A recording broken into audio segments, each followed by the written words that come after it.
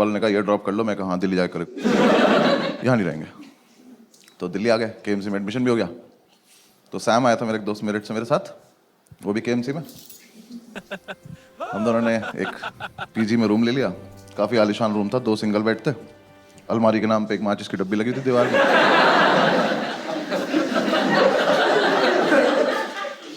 और जो आर्किटेक्ट था ना उसका,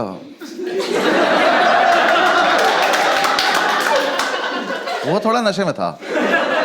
उसने 2 दरवाजे बनाए थे, एक दरवाजा सड़क पे ही खुलता था, तो अगर कभी जाने अनजाने में खोल दो तो स्कूटी में लग जाता था किसी की। आदमी बढ़िया जा रहा, भाग जाया था गिर, किसी ने दरवाजा खोल दिया। तो हम उसे ज़्यादातर बंद ही रखते थे क्योंकि हम भी नशे में रहते थे। तो उस कमरे में एक तरफ हम चाय बनाते थे, तो उधर एक बार चाय गिर गई थी, तो उसके ऊपर अखबार बिछा दिया था। तो अब जो हेडलाइन थी वो चिपक गई थी। तो न्यूज़ के नाम पे हम रोज ये पढ़ते थे कि गाजियाबाद में सरेआम कत्ल हुआ है। और हम रोज वहां से निकलते कहते गाजियाबाद में बहुत कत्ल हो रहे हैं यार।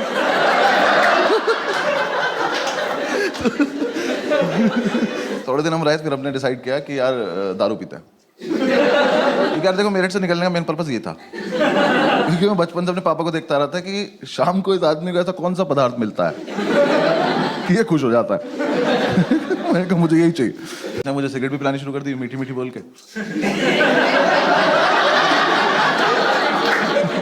भाई पी के देख, मीठी मीठी लगेगी। मैं कैसे। फिर एक दिन हमने ऐसे डिसाइड करा कि आओ थोड़ी बहुत सफाई वफाई कर लेते हैं।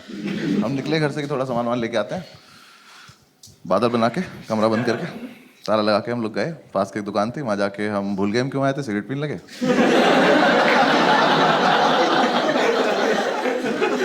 फिर याद आया तो मैंने वाइपर लिया, तो इसने बोला कि वाइपर मत ले यार, रख दे वापस। मैं कह रहे वो कत्ल के निशान मिटाने, ले लेते। कह रहा कि नहीं कोई जरूरत नहीं है, मैं कर लूँगा अपने आप। मैं कहा अच्छा ठीक है। तो हमने बेसिकली हम कुछ लेने गए थे, बिना लिए थोड़ी देर में घूम घाम के वापस आ गए। तो हमारे यहाँ गैलरी थी, यहाँ वॉशरूम था, रूम से काफ़ी दूर, आर्किटेक्ट।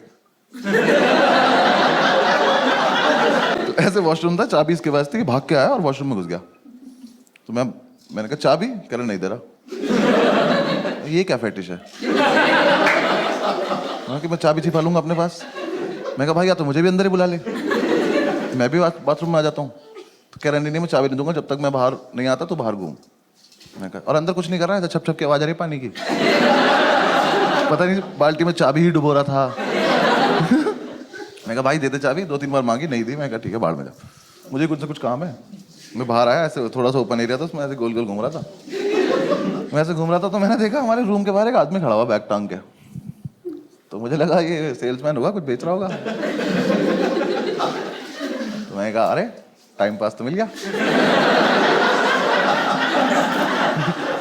आओ इससे बकचोदी की जाए। तो मैंने कहा हाँ भाई क्या बेच रहे हो। वो कुछ बोला नहीं। मैंने कहा बताओ ना क्या बेच रहे हो। तो वो पलटा, कहता तुम कौन हो। मैं कहा मैं कस्टमर, बताना क्या बेच रहे हो। कह रहा मैं सैम का फादर हूँ। ये तो कोई बेचने की चीज। तो मुझे समझ नहीं आया इस पर रिएक्ट कैसे करते। मैं बस पलटा में चल दिया। थोड़ी दूर में भागा। कह रहे एक सेकंड तुम अनुभव हो ना। आप थोड़ी बात सीरियस होती जा रही है।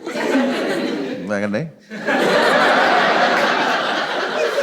कह रहा मुझे सैम ने बताया तुम्हारे बारे में, और मैं ही सोच रहा हूँ अपने लड़के से स्केच बनवाता है क्या।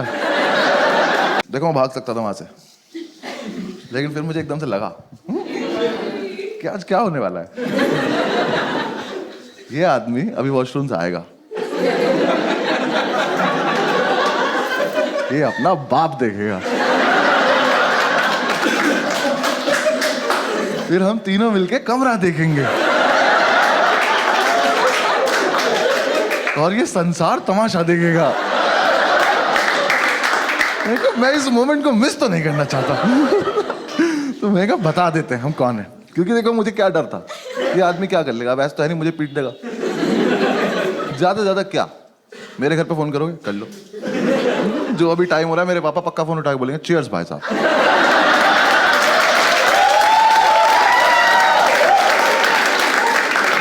मुझे कोई लोड नहीं था। मैंने पूरी कैलकुलेशन की अपने दिमाग में, मैंने कहा बता देते हैं। मैंने कहा हाँ अंकल मैं अनुभवी हूँ, मैं तो ऐसे ही मतलब थोड़ा मजाक कर रहा था आपसे। उसको मुंह देखे बोलना नहीं चाहिए था कि उससे मजाक कर रहा था मैं।